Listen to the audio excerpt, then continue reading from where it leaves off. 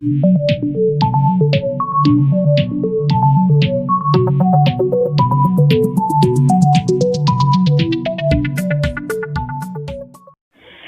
Students, concepts of physics में आपका स्वागत है। क्लास 10th के रिफ्रैक्शन यूनिट में आज हम लोगों को देखना है पावर ऑफ लेंस। सबसे पहले इसके डेफिनेशन को लिख लें कि the ability of a lens to converge और diverge a parallel beam of incident light is called power of lens. It is denoted by P. Its SI unit is metre inverse और dioptre. इसको capital letter से D से denote करते हैं। आगे लिखेंगे कि mathematically the power of lens is equal to the reciprocal of its focal length in metre. In metre जैसे लिखेंगे the power of lens is equal to the reciprocal of its focal length, और आगे bracket में लिखेंगे in metre, यानी focal length को metre में ही लेना है। और फिर लिख देंगे F is equal to P is equal to 1/F, और ब्रैकेट में लिख रहे हैं इन मीटर, यानी फोकल लेंथ को मीटर में ही लेना है। अब इसको समझ ले हम लोग। जैसे एक कॉन्वेक्स लेंस होता है, अगर इस पर पैरेलल बीम इंसिडेंट हो तो आपको मालूम है ये कन्वर्ज करता है। तो मैं दो लेंस को दिखाता हूं, दो कॉन्वेक्स लेंस को। इसका फोकल लेंथ ये मान लीजिए हो गया f1। एक दूसरा लेंस मैंने लिया, इस पर भी पैरेलल बीम इंसिडेंट कराया और ये भी फोकस हो गए। तो आप यहां देख रहे हैं कि दोनों कन्वर्जिंग लेंस हैं। इसका फोकल लेंथ f2 हो गया। दोनों कन्वर्जिंग लेंस है। एक लेंस का फोकल लेंथ छोटा है, दूसरे लेंस का फोकल लेंथ बड़ा है। तो आप क्लियर देख रहे हैं कि ये लेंस L1 और ये लेंस L2, दोनों में से कौन लेंस ज्यादा कन्वर्ज कर रहा है हम लोग कहेंगे।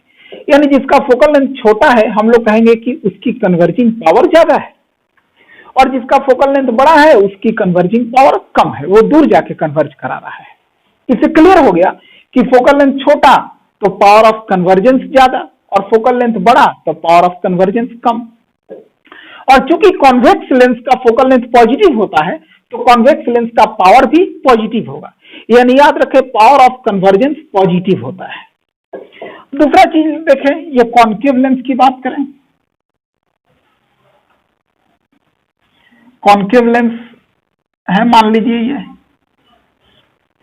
इस पे पैरेलल बीम अगर इंसिडेंट करें और ये डाइवर्ज कर गया तो इसका इस पॉइंट से डाइवर्ज कर रहा है तो फोकल लेंथ इसका ये हो गया f1। ये parallel beam of incident light. एक दूसरा लेंस लेते हैं, इस पर भी इंसिडेंट कराइए parallel beam of incident light, और ये भी डाइवर्ज हो गए। यानी यहां देखिए ये डाइवर्ज इस पॉइंट से हो रहा है, यानी इसका फोकस ये हो गया f2। यानी कौन ज्यादा डाइवर्ज कर रहा है? जिसका फोकस जितना करीब रहेगा उतना ही ज्यादा डाइवर्ज हो रहा है, और जिसका फोकस जितना दूर रहेगा उतना ही कम डाइवर्ज हो रहा है। यानी पावर ऑफ डाइवर्जेंस किसमें ज्यादा है? जिसका फोकल लेंथ छोटा है उसका पावर ऑफ डाइवर्जेंस ज्यादा है, और जिसका फोकल लेंथ बड़ा है उसका पावर ऑफ डाइवर्जेंस कम है। यानी ये तो क्लियर हो गया कि फोकल लेंथ जो होता है, पावर ऑफ लेंथ जो होता है वो फोकल लेंथ के रेसिप्रोकल होता है, इसीलिए तो उल्टा है। तो और दूसरी बात कि कॉन्केव लेंस का जो फोकस होता है वो नेगेटिव होता है, तो इसका पावर ऑफ डाइवर्जेंस भी नेगेटिव होगा। यानी लास्ट में क्लियर समझ लें, power of convergence positive convex का होता है और power of divergence negative concave का होता है। अब मेरे ख्याल से ये आपको बिल्कुल क्लियर होगा। अब थोड़ा सा हम लोग समझ लें लास्ट में कॉम्बिनेशन ऑफ लेंस का पावर क्या होगा। अब आप टॉपिक डालें power of combination of lenses. ये फिगर बनाएंगे और लिखेंगे let us consider that the three lenses L1, L2, L3 of focal length f1, f2 and f3 respectively are placed coaxially as shown in the figure. Figure बना लिया। उसके बाद लिखेंगे कि power of lens L1 P1 is equal to 1 upon f1, power of lens L2 P2 is equal to 1 upon f2, power of lens L3 P3 is equal to 1 upon f3। उसके बाद लिखेंगे, देखिए ये तीनों लेंस कंबाइन हो गया, तीनों lens का फोकल लेंथ अलग अलग है, लेकिन तीनों का मिला के फोकल लेंथ कितना होगा। मान लीजिए तीनों का मिला के फोकल लेंथ f होता है, टोटल फोकल लेंथ f, तो लिखेंगे कि since the focal length of the combination is given bye, इस रिलेशन को आप डायरेक्ट लिखेंगे, इसका डेरिवेशन क्लास 10th में नहीं है।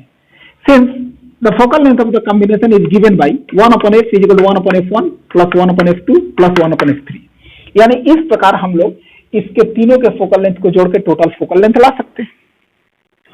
अब उसके बाद चूंकि हम लोग ऊपर लिखे ही हैं कि 1 upon f के जगह पर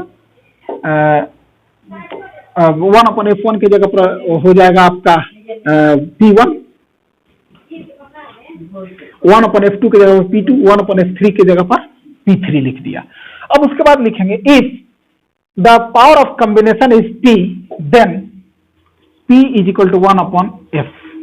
देयरफॉर अब यहाँ 1 upon f के जगह पर आप P बैठा दीजिए, P is equal to P1 plus P2 plus P3, box में बंद कर दीजिए, काम खत्म। ये अब मेरे ख्याल से आपको बिल्कुल क्लियर होगा। इस पर आप न्यूमेरिकल आज बनाएंगे, कल हम लोग आगे टॉपिक देखेंगे। धन्यवाद।